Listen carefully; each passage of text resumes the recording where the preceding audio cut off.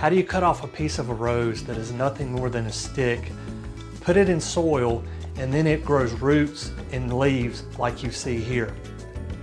In this video, I'm going to share with you the easiest way to propagate roses. Hi, I'm Dr. Tom Warren, and you're watching The Plant Doctor.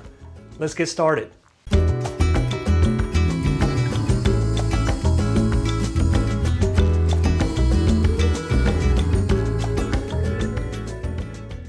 So before we take our cuttings and propagate them, I want to walk you through what I want you to do the day before you take your cuttings. I want you to water your rose thoroughly. I want you to water it to the point to where if it's in a pot, you see water coming out the bottom of the pot.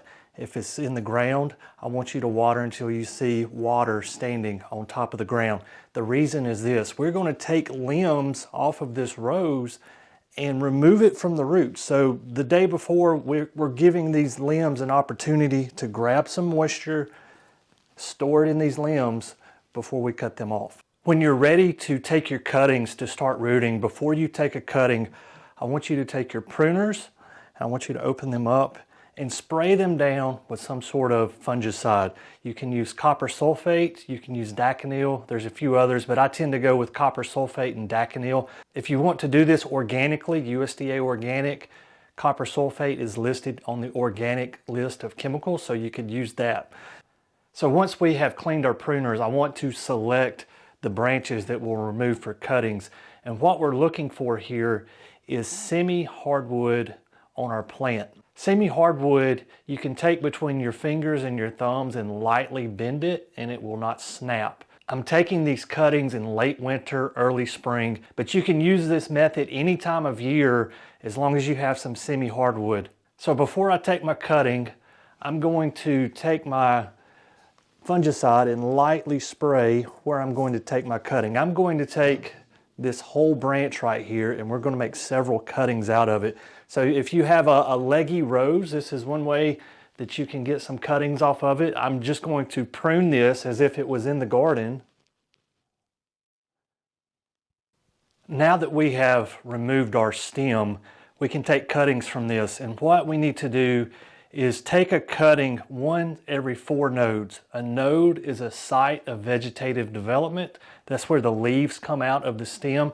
So we're going to count 1 set of leaves, 2 set of leaves, 3 set of leaves, 4 set of leaves. And from there, we're going to make a cut.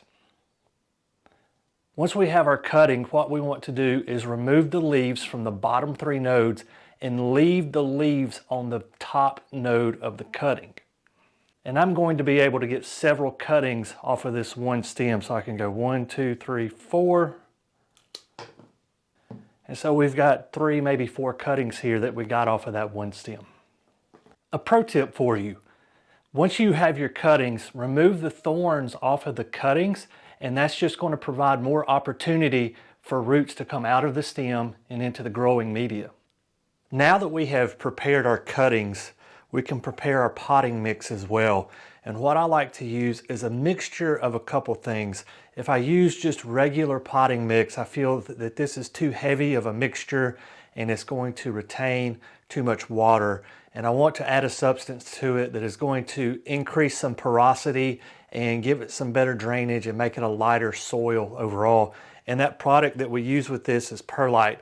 So what we want to do is take a scoop of perlite, put it in our container, and here I have a Rubbermaid, but you can use a cardboard box or whatever else you have on hand. We'll also want to take a scoop of potting mix, incorporate it into our Rubbermaid container, our cardboard box, whatever we're using, and mix those two together thoroughly. Mix your perlite and your potting mix to the point that it's a homogeneous mixture. The next thing that I like to do is pre-moisten my soil mix. Perlite tends to be extremely dry and dusty, and sometimes potting mix straight out of the bag can be dry as well.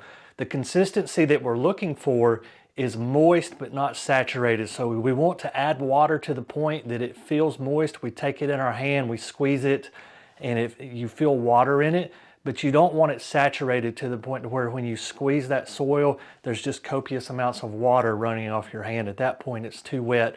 You'll want to let it dry out a little bit. The next thing we need to do is select a container to grow our cuttings in. You'll want something that's relatively deep, perhaps 6 inches to 8 inches deep. I'm going to use a red Solo cup here, but if you have an old 1-gallon pot laying around that you had a plant in at one point, that would work as well. The main thing is we're looking for depth. So we can fill our cup up to almost the top of the cup. So I'm going to leave maybe a 1/2 inch below the cup where there's no soil, and we want to compress that down lightly. Now that our soil is prepared, we can begin to stick our cuttings. I like to use a rooting hormone. You can have a powdered hormone or a liquid hormone, but you'll need some sort of hormone that initiates rooting for these cuttings.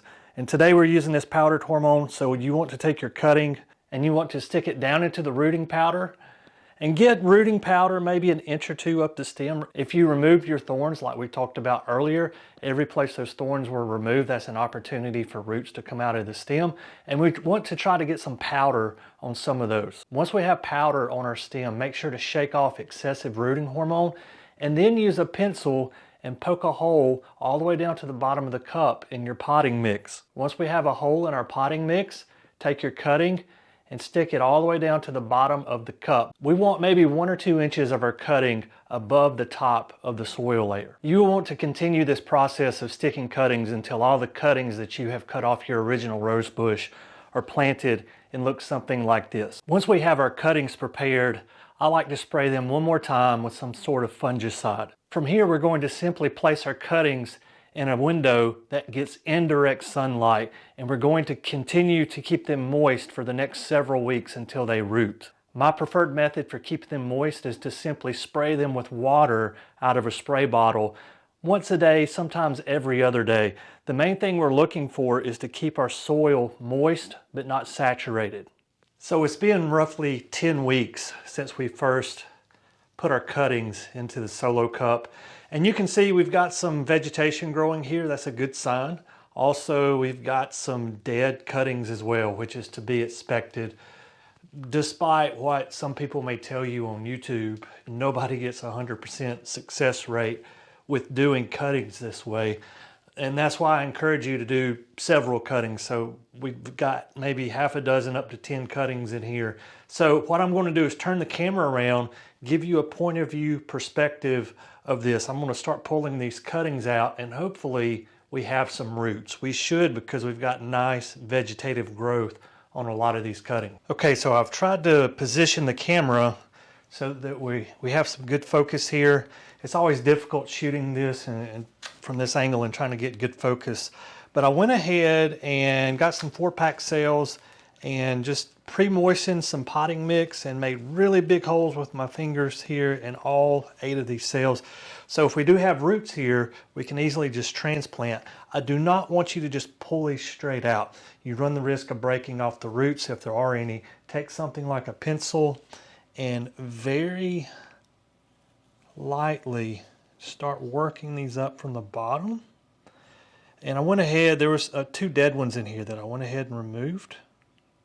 All right, so this one, I hope that shows up, does not have any roots, but we've got some really good vegetation still. This still could grow roots, so we're going to lay this over to the side for now. And we're going to go to the next one.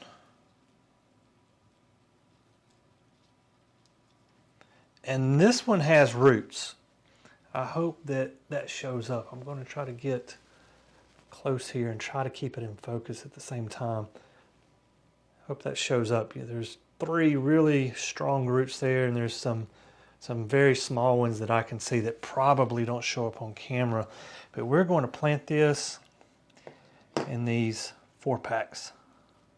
So we've got one there. So we're back. So we took the dead ones out. So we're 1 for 2 right now, and we're going to take the next one out. Nothing yet. So we're 1 for 3.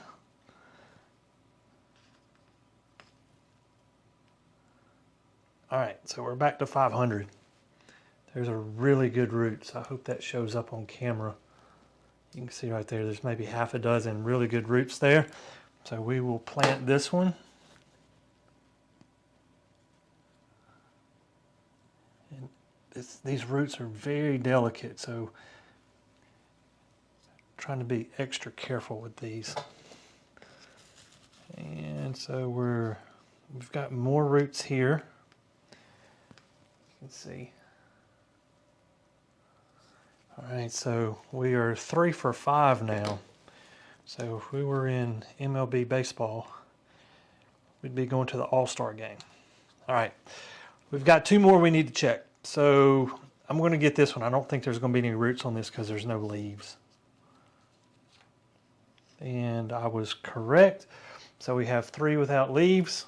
And this last one, I'm expecting some pretty good roots here because this one's really put on a lot of leaves here. Oh yeah, check this out. I'm hoping that shows up on camera. I'll move it in and out and hopefully at some point it's in focus for you. Okay, and we'll plant this last one right here. So we batted 500. No, we did better than 500. So we had 4 make and 3 that did not. So what do we do from here? Well, our plants, our roses that already have some roots on them, we are going to leave them in this 4-pack until they're completely rooted to this 4-pack.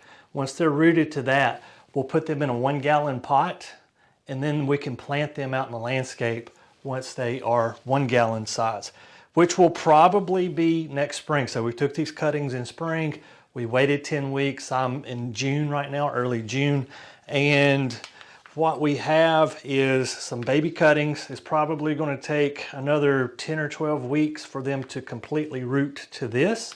And then we can put them in the 1-gallon pot, which puts us into fall. So they'll probably overwinter in a 1-gallon pot, and then next spring we can put them in the landscape.